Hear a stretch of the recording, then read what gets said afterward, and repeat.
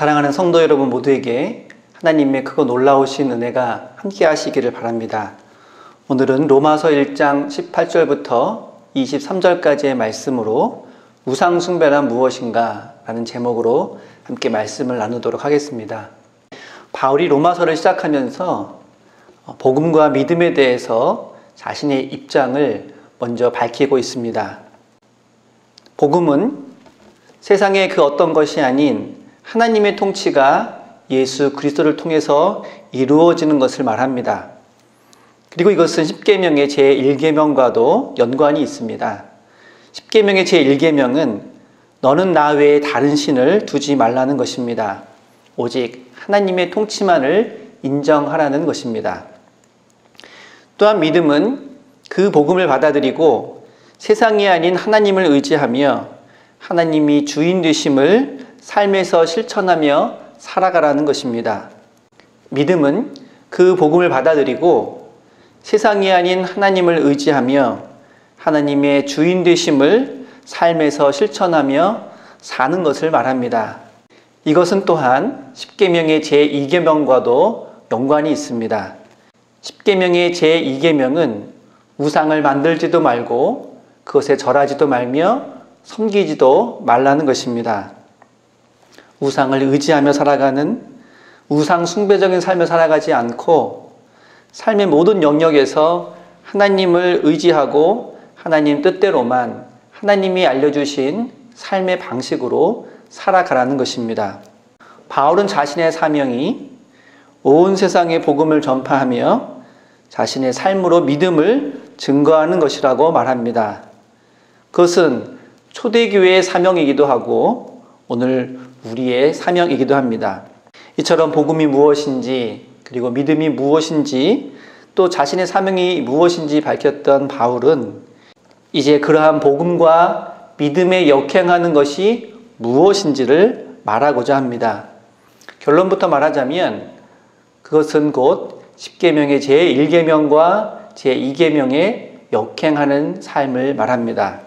하나님이 아닌 다른 신으로 자신의 신을 삼는 것, 하나님을 섬기는 삶이 아니라 우상을 숭배하면서 살아가는 것, 이것이 복음에 반하고 또 믿음에 반하는 그런 모습이라고 말하고 있습니다.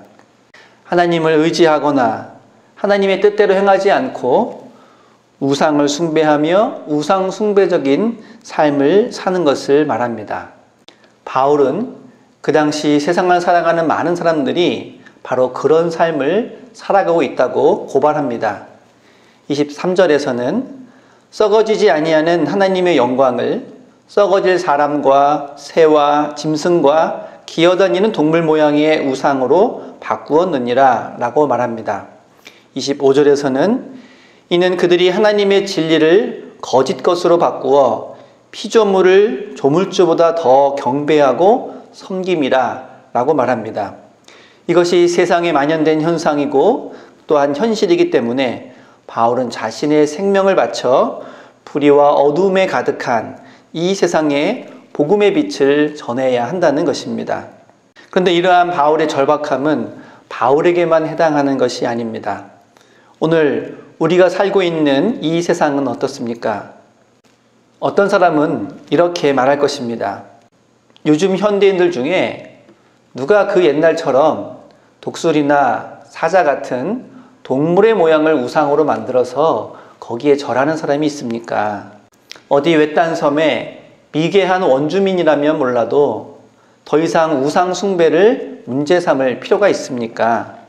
오늘날처럼 과학이 발전되고 합리적인 이성을 바탕으로 살아가는 현대 사회에서는 해당이 안 되는 말이 아닙니까? 라고 생각할 수도 있을 것입니다.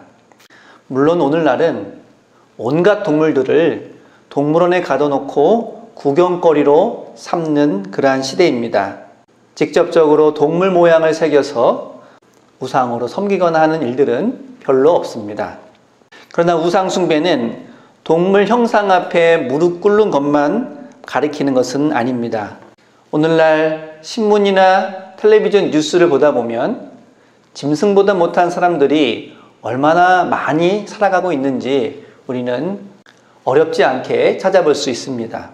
그런 사람들이야말로 인간의 짐승 같은 본능에 무릎을 꿇은 우상 숭배자와 같은 사람이다 라고 할 수 있을 것입니다.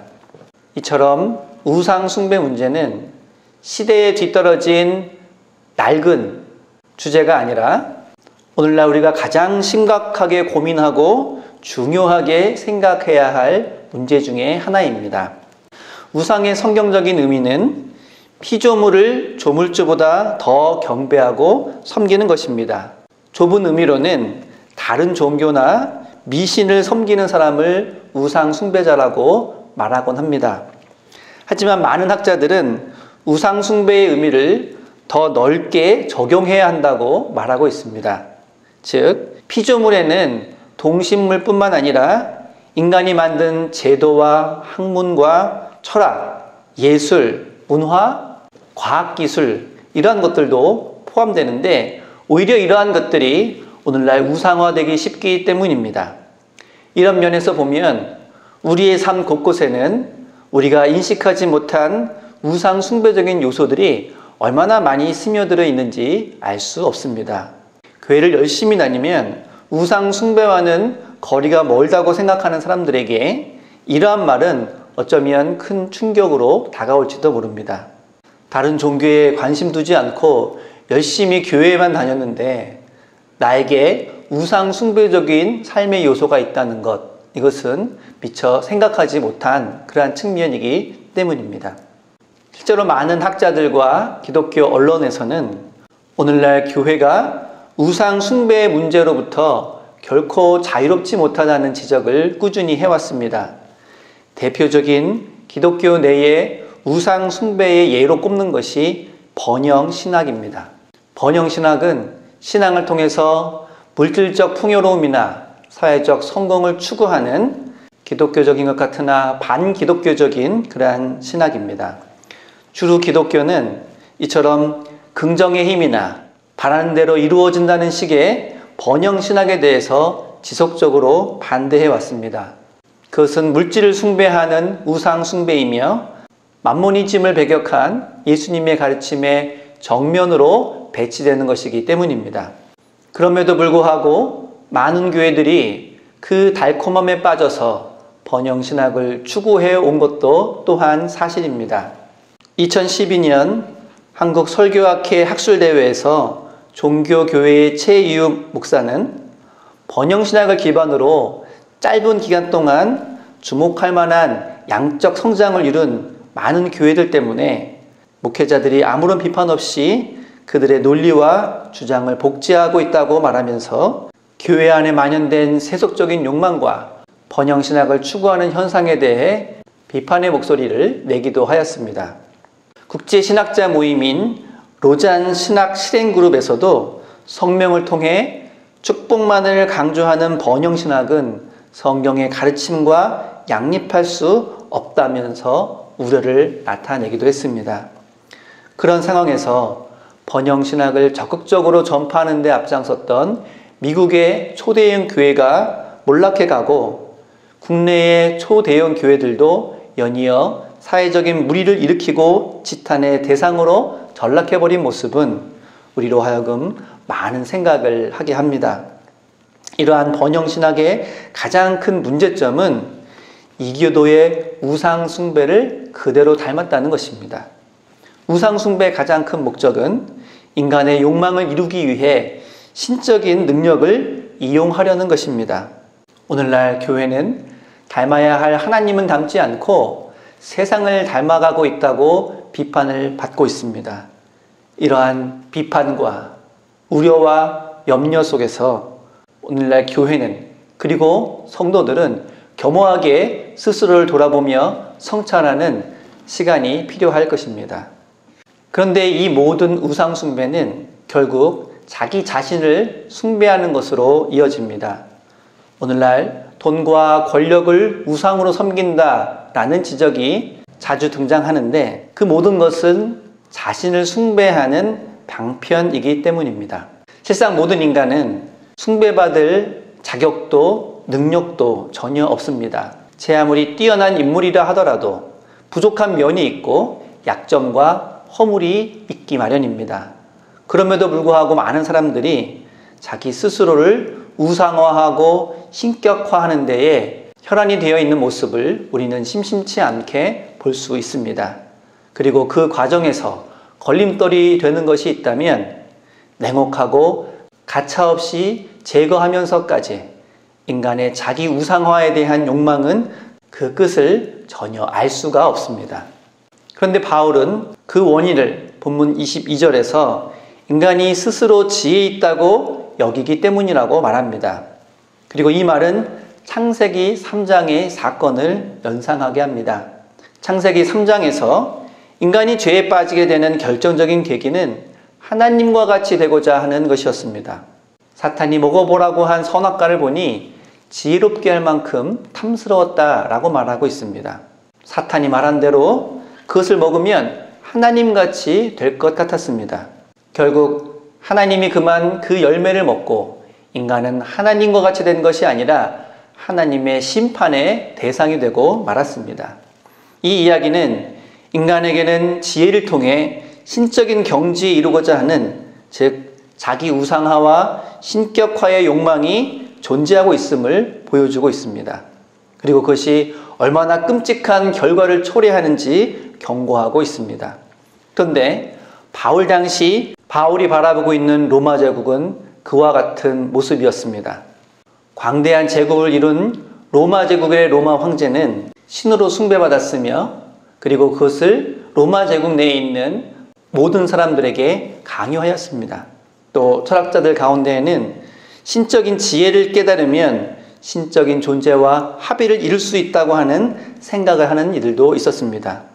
이러한 잘못된 문화와 그리고 사상들이 초대교회를 위협하는 상황이었습니다. 바울이 그토록 절실하게 복음을 전해야 했던 이유와 초대교인들에게도 그러한 사명이 있음을 강하게 주장했던 이유가 바로 이것이었습니다. 오직 하나님 외에는 경배의 대상이 없고 오직 예수 그리스도를 통한 길 외에는 하나님께 나아갈 방법이 없다는 것을 바울은 모든 사람들에게 전하고자 했던 것입니다. 이처럼 어떤 사람을 혹은 자기 자신을 신격화하고 우상화하는 것은 결국 끔찍하고 비참한 결과를 초래하고 만다는 것을 그 당시 바울과 초대교회는 철저히 경험하고 있었습니다. 이러한 상황 속에서 복음의 기쁜 소식은 사람들을 비참하고 끔찍하게 만드는 유혹으로부터 벗어날 수 있다는 소식입니다. 왜냐하면 우리에게는 우리가 섬겨야 할 참된 주님이 계시기 때문입니다. 다른 말로 하면 예수 그리스도를 주님으로 고백함으로써 자기 자신이 하나님이 되고자 하는 유혹으로부터 벗어날 수 있게 되었다는 것이 복음의 기쁜 소식이기 때문입니다. 흔히 우리는 스스로 주체적인 삶을 살아야 한다고 말합니다. 또 어떤 철학자는 자기 자신의 주인이 되어야 한다고 말하기도 했습니다. 물론 우리는 다른 사람의 평가나 평판에 휘둘리지 않고 자신의 언행에 책임을 져야 합니다. 그런 면에서 주체적인 삶을 살아야 합니다. 하지만 한없이 연약하기만 하고 또 허물이 많은 인간이 과연 자기 자신의 주인이 될 수 있는지, 그리고 설령 그렇게 된다 하더라도 과연 그것이 최선의 삶을 살 수 있는 방안인지에 대해서는 항상 의문입니다. 한때 자기 스스로를 영웅이나 혹은 초인으로 내세웠던 많은 이들이 다른 사람들을 비참하게 하고 어려움에 빠지게 했던 비극적인 역사를 우리는 너무나도 많이 보아왔기 때문입니다. 올바른 믿음은, 그리고 참된 복음은 이와 같은 우상 숭배에서 벗어나는 데서부터 시작합니다. 그리고 오직 예수 그리스도를 통해 나타난 하나님의 뜻에 순종하며 그 뜻대로 살아가는 것이야말로 세상에 복음을 전하며 믿음으로 살아가는 삶이라고 할 수 있습니다. 이는 어찌 보면 매우 비주체적인 삶으로 보일 수도 있습니다. 하지만 그리스도인들의 삶이란 이처럼 주님의 뜻에 의지하고 철저히 순종하는 것이 오히려 가장 주체적인 삶이라는 역설적인 진리를 증명하며 살아가는 삶이라고 할 수 있습니다. 하나님의 주권을 인정하고 하나님의 뜻을 의지하며 살아가는 사람들의 가장 큰 특징은 예배하는 삶입니다. 그런데 요즘 우리는 전염병 확산으로 인해서 예배 드리지 못하는 삶을 살고 있습니다. 하지만 진정한 예배는 정해진 건물 안에 모여서 드리는 것만으로 국한될 수 없습니다. 교회 다니는 것이 저절로 우상 숭배와 멀어지는 것이 아니고 그리스도인들도 삶의 전반적인 영역에서 우상 숭배의 유혹에 빠지지 말아야 되는 것처럼 주일 아침에 공적 모임에 참여하는 것으로 저절로 온전한 예배를 드리고 있다고 말할 수 없기 때문입니다. 또한 일상에서 하나님을 인정하고 하나님의 뜻대로 살아가며 하나님의 말씀대로 서로 사랑하고 서로 베풀며 나누며 살아가는 삶의 자리야말로 예배의 자리이기 때문입니다. 그리고 우리는 앞으로 더욱더 근본적인 신앙생활의 본질을 추구하는 삶을 살아가야 할 것입니다. 비록 원치 않는 타의에 의해서 주어진 시간이지만 이러한 일들을 통하여서 우리의 믿음을 재점검하고 더욱 거듭난 신앙인으로 살아갈 수 있기를 바랍니다. 그리고 그동안 우리가 교회에 다니고 신앙생활하고 예배드렸던 모습들을 다시 한번 점검할 수 있는 기회가 될 수 있기를 바랍니다. 어쩌면 우리 자신도 그것이 우상 숭배인지도 모르고 우상을 숭배했던 그런 모습들이 우리 안에 있었을지도 모릅니다. 예배를 드릴 수 없게 된 이때에 오히려 예배의 본질을 더욱더 깊이 묵상하며 살아가는 한순간 한순간이 예배의 자리임을 기억하고 그 예배 속에서 하나님의 온전하신 뜻을 발견하며 우상 숭배적인 삶이 아니라 온전히 하나님만을 경배하며 하나님만을 섬기는 참된 신앙인의 모습을 더욱더 굳건히 가지시는 여러분 모두가 계실 수 있기를 바랍니다. 다 함께 기도하겠습니다.